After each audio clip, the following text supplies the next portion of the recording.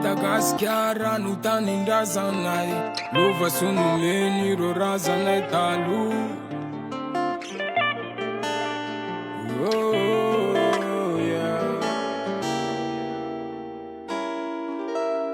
Be dia be no milaza fa hoe be fitiavana, masamy anina fatsy andravy ilay fihavanana.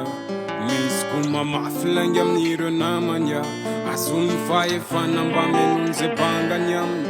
Be dia be no milaza fa hoe tena masina, tady volandro manala amin'ny fivavahana.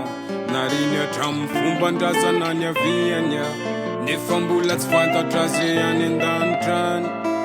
Mijaly mila fanavotana, farovina ihany ka vo isy lay masoandro mibalika manazava an'lay tanindrazana.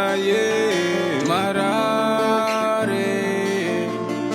mila vahaolana, aoka samisaina fa ho simba ny taranaka nefarany mivoaza mijorofa malagasy.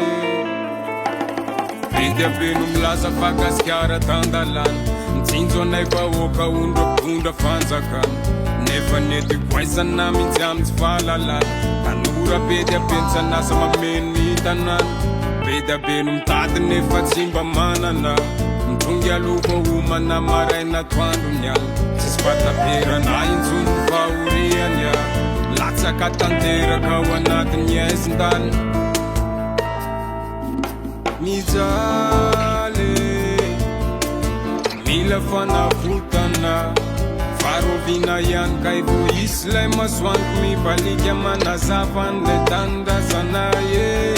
Marary mila vahaolana, aoka samisaina fa ho simba ny taranaka nefarany mivoaza mijorofa malagasy.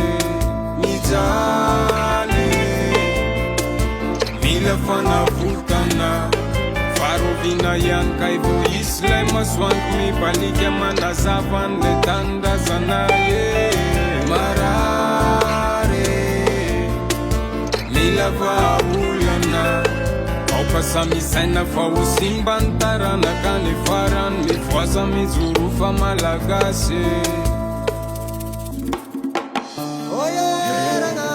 Zanahary mba tahody tanindrazanay fa marary, mila famonjena fa aminao, mila hery zay